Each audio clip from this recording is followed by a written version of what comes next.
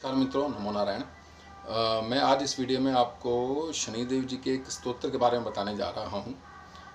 ये वो स्तोत्र है जिसे दशरथ जी ने गाया था, जो राम जी के पिताजी थे। उन्होंने शनि देव की स्तुति में गाया था और इससे प्रसन्न होकर शनिदेव जी ने दशरथ जी को वरदान दिया था कि जो भी इस स्तोत्र को गाएगा, इवन अगर उसे सुनेगा भी, तो मैं उसे कभी परेशान नहीं करूँगा। मतलब उसके भी जो क्लेश होंगे उन्हें मैं काट दूँगा।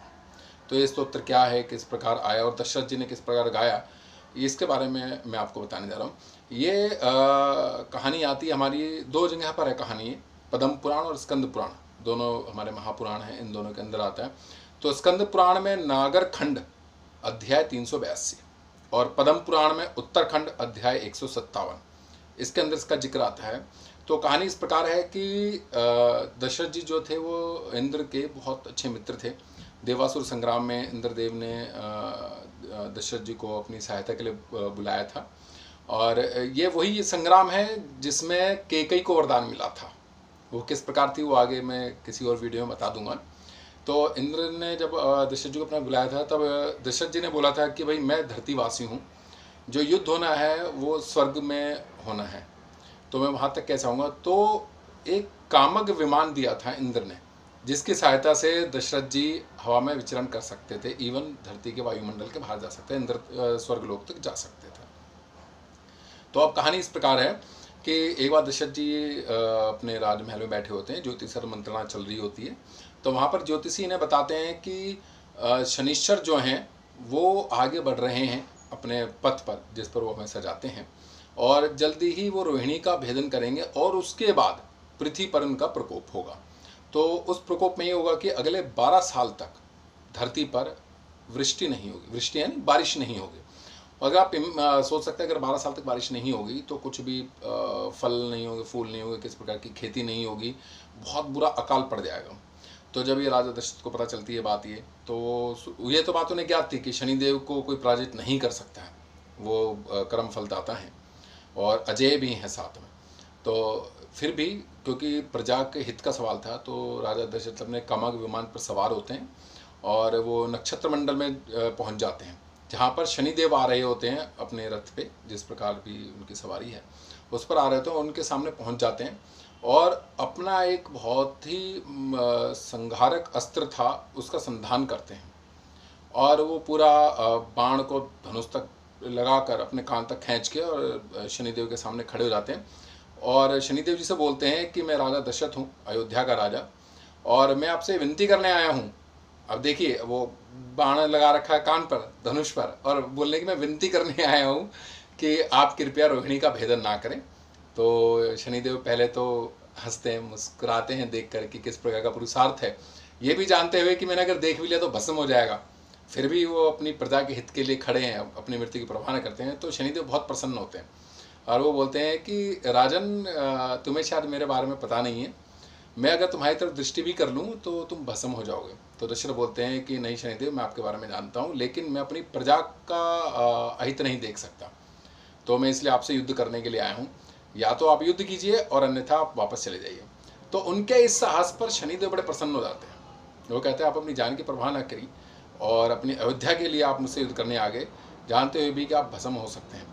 तो मैं आपसे बड़ा प्रसन्न हूँ, बताइए आप क्या चाहते हैं। तब शनिदेव बोलते हैं कि मेरी सिर्फ एक ही आपसे याचना है, एक ही रिक्वेस्ट है कि आप मेरे राज्य की तरफ ना देखें, रोहिणी का भेदन ना करें। रोहिणी एक नक्षत्र है कि उसका भेदन ना करें, जिससे मेरे राज्य में अकाल ना पड़े। तब शनिदेव बोलते हैं कि ठीक है, मुझे कोई समस्या नहीं, मैं आपकी इस बात को, शनिदेव जी बोलते हैं कि ठीक है, मैं आपकी इस बात पर विचार करता हूँ, मैं आगे नहीं जाऊँगा। तब इससे दशरथ जी बड़े प्रसन्न होते हैं और वो फिर एक स्तोत्र गाते हैं शनिदेव के लिए, उन्हें प्रसन्न करने के लिए, मतलब भाव विभोर हो जाते हैं।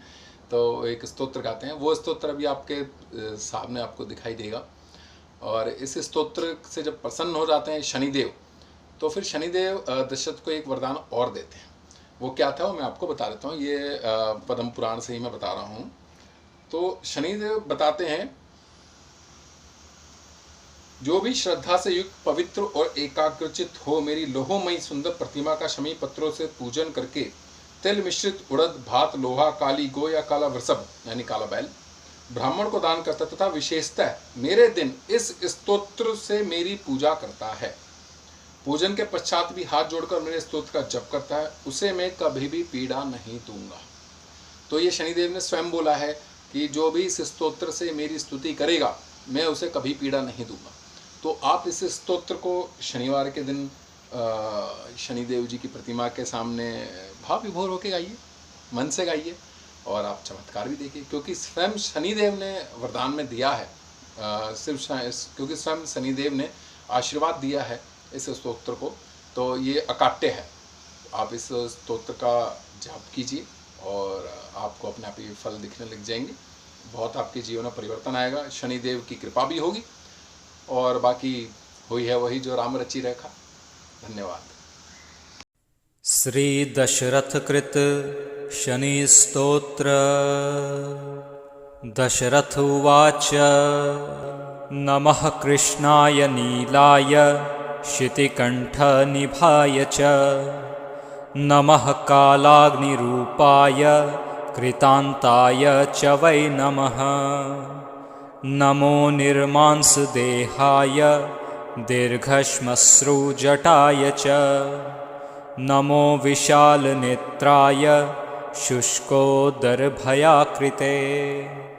नमः पुष्कलगात्राय स्थूलरोम्नेऽथ वै नमः। नमो दीर्घाय शुष्काय कालदंष्ट्र नमोऽस्तु ते। नमस्ते कोटराक्षाय दुर्नरीक्ष्याय वै नमः। नमो घोराय रौद्राय भीषणाय कपालिने। नमस्ते सर्वभक्षाय बलिमुख नमोऽस्तु ते। सूर्यपुत्र नमस्तेस्तु भास्करे अभयदाय च। अधोदृष्टेः नमस्तेस्तु संवर्तक नमोऽस्तु ते। नमो मन्दगते तुभ्यं निस्त्रिंशाय नमोऽस्तु ते।